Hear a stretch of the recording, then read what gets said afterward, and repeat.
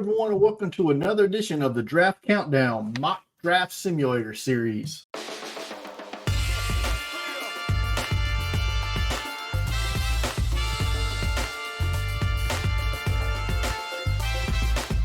Today we're going to look at the Indianapolis Colts, a team that was close to making the playoffs a year ago behind promising rookie Anthony Richardson, who got injured early in the season, replaced by Gardner Minshew. Minshew got them that close to the playoffs, but they fell a little bit short.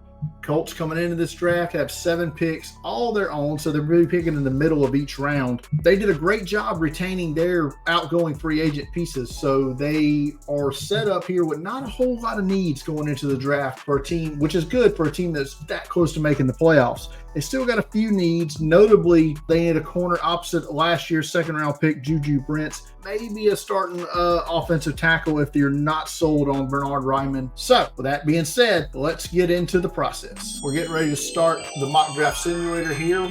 We're going to use the simulator from our good friends over at Mock Draft Database today. We're going to go ahead and start it up and see how it goes. Okay, so we're up here, pick 15 in the first round. So we're going to, like I said, our main need might be the cornerback position. So we're going to look and see what the board looks like. And lo and behold, maybe our top targets are gone. We were probably looking at maybe Quinyon Mitchell, maybe Terry and Arnold from Alabama, but they're gone. So where do we pivot here? Do we go with a Nate Wiggins? There was a lot of talk about the Colts trading for Chiefs corner Snead, but he ends up going to their division rival, the Titans, instead. So we're sitting here looking at Kool-Aid McKinstry, who's going to be coming off a Jones injury in his foot, but he still ran a 4.47 at the pro day, even with the injury, but he'll have surgery, but should be ready for training camp.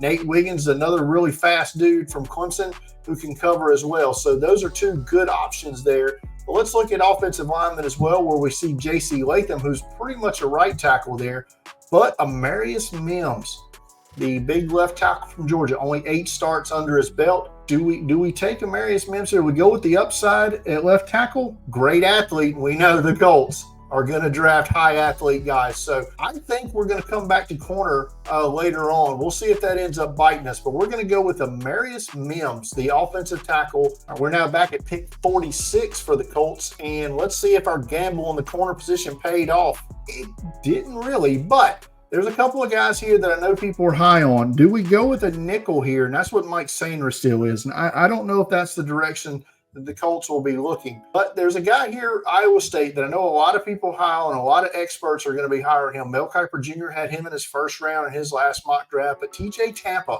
the cornerback from Iowa State, I'm not as high on him, but I think he could be someone the Colts would look to here in the second round. So we haven't got testing on him yet. So, if he doesn't test like a 8.5 RAS athlete, then probably not going to be on the Colts board at that point. You know what? That being said, let's go with Max Melton here, because I know he's an athlete. And I know he's the corner that the Colts are going to be high on here in the second round. So we're going to put another second-round corner next to last year's second-round corner, Juju Brents. So we're going to go with Max Melton, but a good week at the Senior Bowl and then tested outstanding at the Combine. We're back here at pick 82 in the third round. And the Colts, we've addressed our need at offensive tackle. We've addressed our need at corner.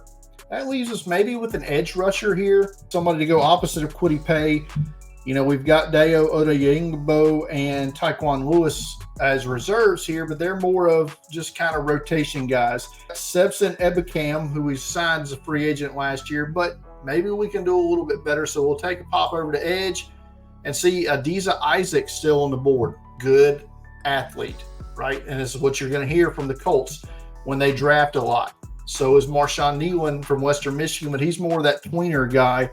I'm not sure if he's going to fit a knee. Let's look at interior offensive line, where we're currently starting Will Freeze at our right guard position, and maybe we can do a little bit better than him. And I'm sitting here looking at Mason McCormick from South Dakota State. 9.98 RAS, so a 99.8% athlete here. And like I said, we're going to repeat ourselves a lot here with the Colts, but they love them some athletes. And I think that that's where they could go here. But before we do that, I want to look at receiver. So now I'm tempted because we've got Alec Pierce currently as our third wide receiver with Josh Downs and Michael Pittman. Can I get one of these guys with our fourth round pick? Does a Devontae Walker, Jermaine Burton, Brendan Rice, Javon Baker, one of these guys could slip down to our 4th round pick. So I'm going to take a gamble, go back to the interior offensive line, and I'm going to select Mason McCormick here from South Dakota State. Pick 117 of the 4th round.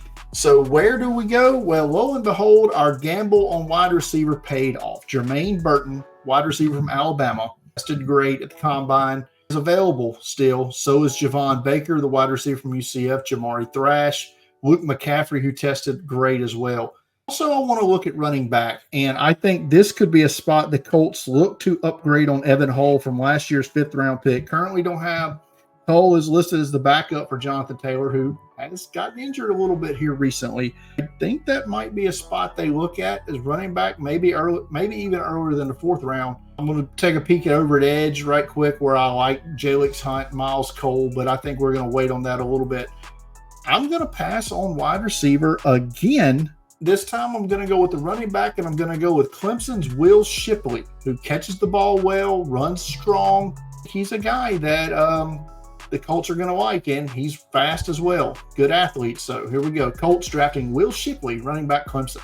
Back here in the 5th round, and the Colts have picked 151 this round here. So we've gone back and forth with wide receiver and with edge a couple of times and passed.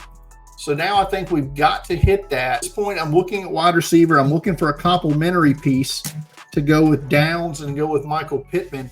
And I think we're going to go with a undersized but really fast, tremendous route runner here.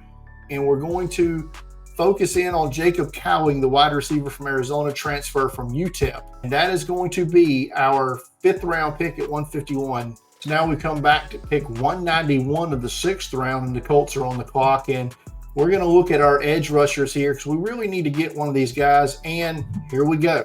Olive Clay, if you will, the guy that you can mold into something. Maybe a former safety, now rushing the passer. Got work to do. He's very raw, but I think, he could have time to develop with the Colts. Maybe he doesn't make the 53 right out of the gate. Maybe they have to put him on the practice squad.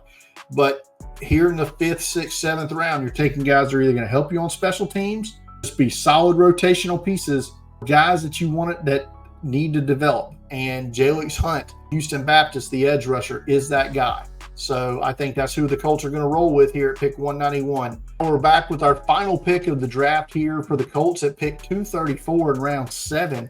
And at this point, you're not drafting a player that's going to help you like as a starter or whatever. You're, like I said, you're drafting guys that are going to contribute on special teams. Could be that can also back up one of your positions. And here, so I want to look at guys maybe at the safety position because you can see those guys helping with depth and on special teams. And I don't really see a guy that I like a whole lot at these positions. So I want to come over to linebacker. Is there anybody here that I think is going to be a solid special teams guy that can also give us some backup snaps? And that's where I come to Reese Knight, linebacker from UTEP, one of the more productive linebackers in FBS this past season. A good week of the Senior Bowl showed he can cover a little bit, but he's a downhill tackler and he racks them up. So that screams special teams, screams depth for me.